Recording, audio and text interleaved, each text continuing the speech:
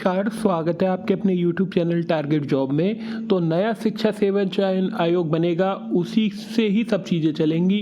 कहने का मतलब है LT हो, GIC हो, टेट हो, सुपर टेट हो, TGT हो, PGT हो और असिस्टेंट प्रोफेसर की भर्ती हो, ये सभी अब नए आयोग से होनी है। पुराने आयोग से आने के इसके बिल्कुल चांस नहीं है, क्योंकि 2 आयोग तो भंग हो गए हैं और उत्तर प्रदेश लोक सेवा आयोग से ये जिम्मेदारी से उसे मुक्त कर दिया गया है कि अब LT और GIC की परीक्षा आप कराइए, आप फिलहाल PCS की परीक्षा कराइए।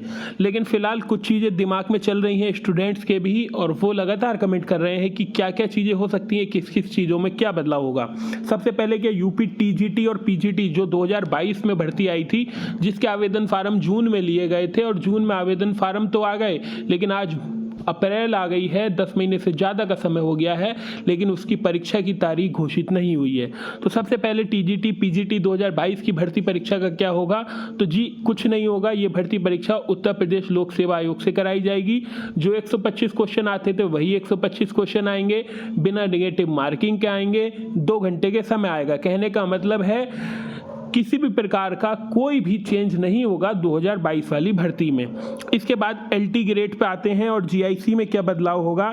LT ग्रेड में और GIC में जो बदलाव हो सकता है वो बदलाव यही है कि या तो उन 2 आयोग हैं, देखिए अब एक बात समझिए, एक TGT की परीक्षा कराता है, एक LT की परीक्षा कराता है। ये अलग आयोग कराता था, ये अलग आयोग कराता था, इसका सिलेबस अलग होता था, इसमें GS भी होती थी और इसका केवल सब्जेक्ट का होता था। अब जब नया आयोग करा रहा है तो एक काम हो सकता है, या तो वो पूरा TGT बेस पे करा सकता है या पूरा LT को। कहने का मतलब है कि वो आयोग के ऊपर है, आयोग के जो सदस्य हैं, जो वरिष्ठ IAS अधिकारी होंगे, उनके ऊपर है कि वो LT और TGT में GS का सिलेबस डालते हैं या नहीं डालते हैं, ये उनके हाथ में होगा। इसके बारे में कोई भी जानकारी नहीं दे सकता। लेकिन फिलहाल ये जो TGT और LT है, इसमें GS का पोर्शन और इंग्लिश का पोर्शन थोड़ा सा ऐड हो सकता है। इंग्लिश को शायद आप दरकिनार भी कर दें तो CTP ऐड हो सकती है, लेकिन ऐसा ही रहेगा, ऐसा कुछ नहीं है। GIC में 2-3 चीज़ें हैं। GIC में PGT में GIC जो चलता है और यहाँ पर GIC प्रवक्ता चलता है, इसमें भी 40 क्वेश्चन GS के आते हैं, इसमें 0 क्वेश्चन GS के आते हैं। तो अब ये दोनों चीज़ें एक समान हो जाएंगी। इसके सिलेबस में भी परिवर्तन होगा, या तो GIC के सिलेबस में परिवर्तन करेंगे, वो पाठ्यक्रम जो पूछते हैं GS जैसे GIC में पूछते हैं, या तो इसमें ख़त्म करेंगे या इसमें भी शुरू कर देंगे। तो उम्मीद है कि GS थोड़ा पूछा जाएगा। ये तो वरिष्ठ IAS अधिकारी हैं, जब वरिष्ठ IAS अधिकारी बने हैं तो वो 1400 नंबर GS का पेपर देकर ही IAS अधिकारी बनते हैं। 1400 नंबर उन्होंने GS दिया है, फिर निबंध भी दिया है। तो ये सब चीज़ें तो एक मान के चलिए उनके दिमाग में मोटा माटी GS की महत्वपूर्ण भूमिका होगी, वो इन दोनों को पेपरों में वो ऐड होगी, ये आप देखिएगा। अब भाई BEd के प्राथमिक शिक्षक भर्ती से बाहर हो जाएगा या नहीं होगा, इसके बारे में माननीय न्यायालय में, सुप्रीम कोर्ट में सब चीज़ें हो गई हैं, सब सुनवाई हो गई है, ऑर्डर रिजर्व हो गया है। लेकिन उससे पहले स्टूडेंट्स का तर्क है, वो मैं आपको दोनों तरफ से बताता हूँ।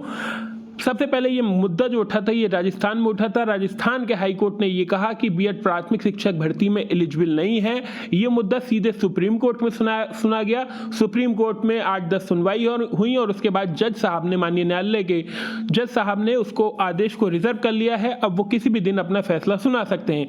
विद्यार्थियों के तर्क की बात करें तो अगर BTC वाले स्टूडेंट हैं तो वो ये कहते हैं कि BTC में केवल हमारा ही अधिकार होना चाहिए प्राथमिक में, क्योंकि BEd देखिए TGT का भी पेपर देता है, PGT का भी पेपर दे रहा है। PGT में भी अब हर जगह BEd लागू हो गया है।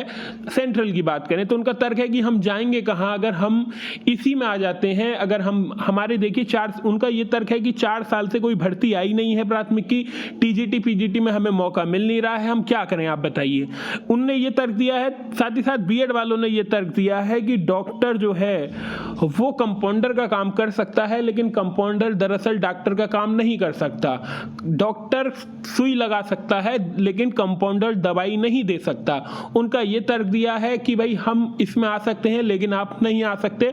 दूसरी बात उन्होंने ये कहा कि बीटीसी वालों ने कहा कि हम केवल प्राथमिक में ही एलिजिबल हैं, तो बीएड वालों ने काउंटर करा कि आप जूनियर में भी एलिजिबल हैं। यूपी में 1504 पदों पर विज्ञापन आया था, उसमें आपने आवेदन किया है, भर्ती नहीं आ रही है, इससे हमें कोई मतलब नहीं है, लेकिन आप जूनियर में भी आवेदन कर सकते हैं।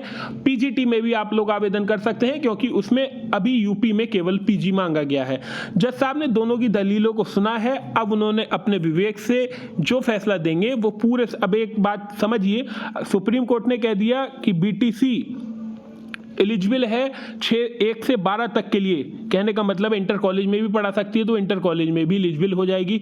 अगर सुप्रीम कोर्ट ने ये फैसला दिया कि भाई बीएड प्राथमिक में एलिजिबल है, तो भाई बीएड प्राथमिक में एलिजिबल हो जाएगा, कोई सोचने वाली बात नहीं है, क्योंकि न्यायालय का जो है, जो सुप्रीम कोर्ट है, उसका फैसला हर न्यायालय में लागू किया जाएगा, हर प्रदेश सरकार लागू करेगी, ना इससे कोई ऊपर है ना इससे कोई नीचे है। सुप्रीम कोर्ट तो सुप्रीम कोर्ट है, उसका नाम ही सुप्रीम क्यों रखा गया है। तो सुप्रीम कोर्ट का फैसला आएगा, ये फैसला कब आएगा, ये फैसला मई के महीने में आपको सुनाई मिलेगा कि सुप्रीम कोर्ट का बीएड को लेकर फैसला आ गया।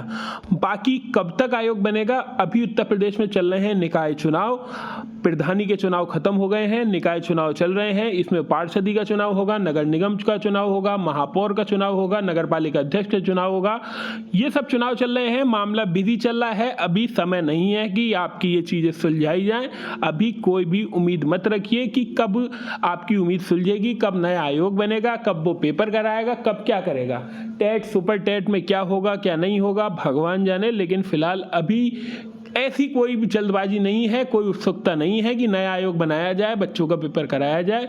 चीज़ें 11 महीने से ठप हैं, 11 महीने से आपके फार्म भरवा लिए गए हैं, 11 महीने का ब्याज ही बहुत आता है, लाखों रुपया ब्याज ही आ रहा होगा अगर 11 महीने का ब्याज जोड़ लिया जाए, क्योंकि 14 लाख बच्चे हैं और उसमें आप समझ सकते हैं कि लगभग 600-700 रुपये का फार्म था, तो आप एवरेज भी मानिए 14 लाख की 500 से गुणा करिए, आपको पता चल जाएगा कितनी मोटी धनराशि एकत्रित है पिछले 11 महीनों से।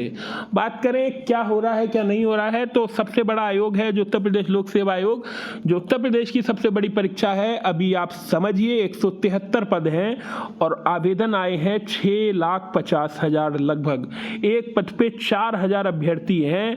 अब आप समझ लीजिए उत्तर प्रदेश की आबादी, उत्तर प्रदेश का क्षेत्रफल की दृष्टि से चौथे नंबर पे, आबादी की दृष्टि से पहले नंबर पे, देश में भी कितने % है, सब चीजें हैं, कौन सा देश कहाँ है, लेकिन पाकिस्तान से बड़े होने के बावजूद प्रदेश की सबसे बड़ी परीक्षा में 173 पदों का विज्ञापन आना अतिशयोक्ति लगता है। फिलहाल इसी बात के साथ अपनी बात को समाप्त करूंगा। जो जो चीज़ें आपने पूछी थी उम्मीद है उन सब के मैंने उत्तर दिए हैं, बाकी जो होगा वो कमेंट करके बताइएगा।